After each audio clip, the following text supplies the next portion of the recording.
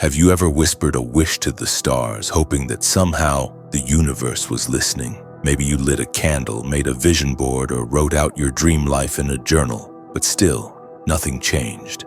No magic, no signs, no answered prayers. You're not alone. In fact, most people who try manifestation give up too soon. Not because it doesn't work, but because they never truly learned how to speak the universe's language. They speak with words, but the universe? It listens to energy. It responds to vibration. And today, I'm going to teach you how to speak that language. Not with scripts or empty affirmation, but with something far more powerful. Your state of being. Because once you understand this, once you feel it, you'll never chase your desires again. You'll become a magnet for them. Part 1. The universe doesn't speak English.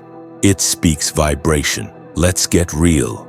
The universe is not responding to what you say. It's responding to who you are. You can say, "I am wealthy," 100 times a day. But if your body is tensed with anxiety and your heart is heavy with doubt, you're not broadcasting wealth. You're broadcasting lack. Think of it this way. If your energy is a radio signal, then your thoughts, emotions, and beliefs are the frequency. The universe doesn't care about the words you speak. It tunes into the frequency you emit. So when you're stuck in fear, frustration, or waiting mode, you're sending a signal of not having, and the universe, without judgment or delay, mirrors it back. It's not punishing you, it's reflecting you. This is why you can't fake it with positive phrases. You have to feel it, embody it, and live it.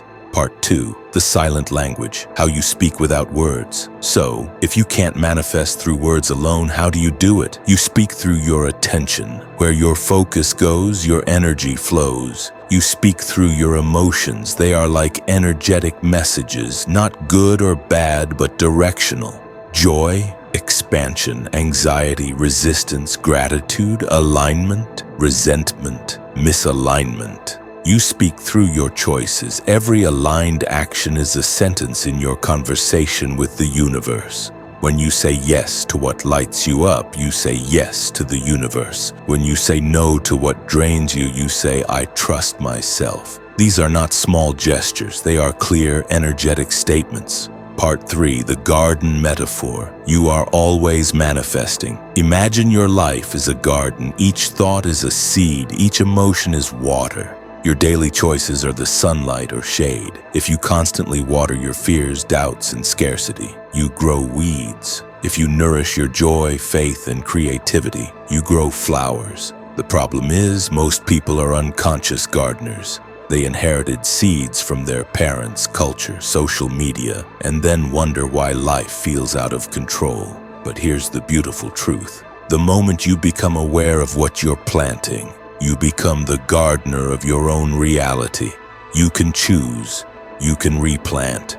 You can redesign the entire ecosystem of your life. This isn't instant, but it is inevitable if you stay consistent. Remember, even the tallest tree started as a seed that nobody could see. Part 4. The real formula. Now that you understand how the universe listens, let's break it down into something simple. 3 steps. Ask, align, allow. 1. Ask. This isn't begging or pleading. This is clarity. It's not, "I hope this happens." It's, "This is what I choose. This is what I claim." Ask from a place of worth, not from a place of need. 2. Align. This is where most people miss the mark. You don't wait for the desire to arrive to feel abundant, loved, or safe. You find ways to feel it now.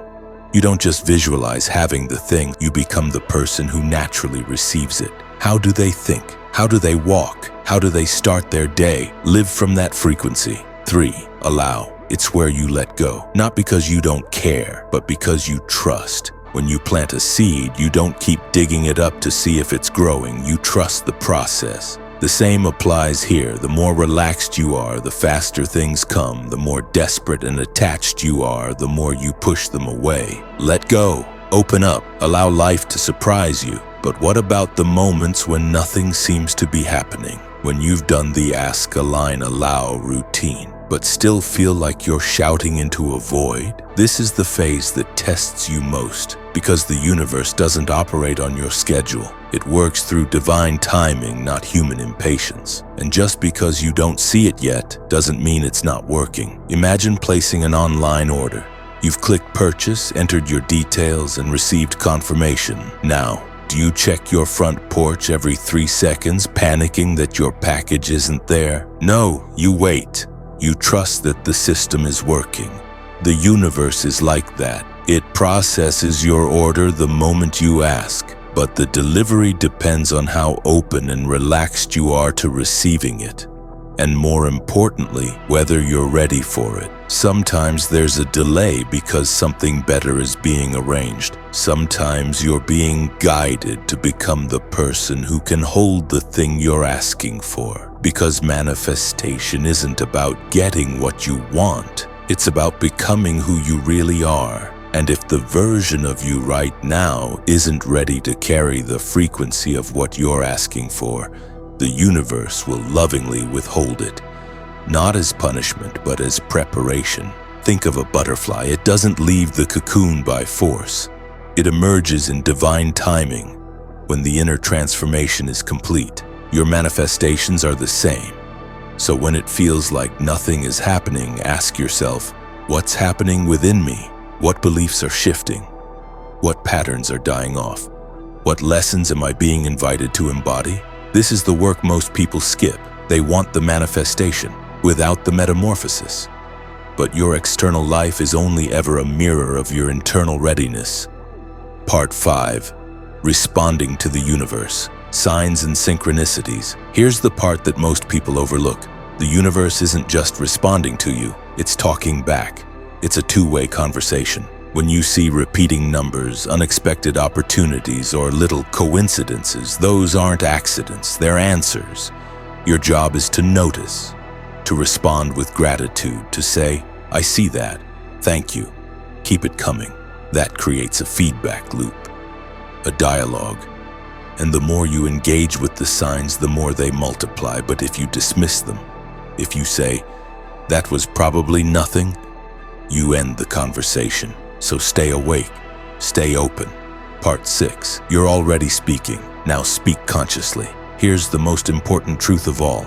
You are always speaking to the universe. The question is, are you speaking consciously?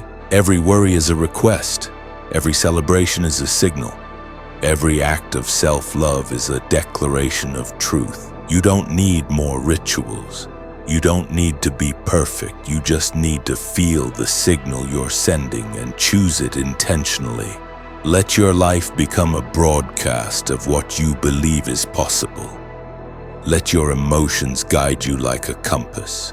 Let your joy become your microphone, because the universe is not somewhere out there.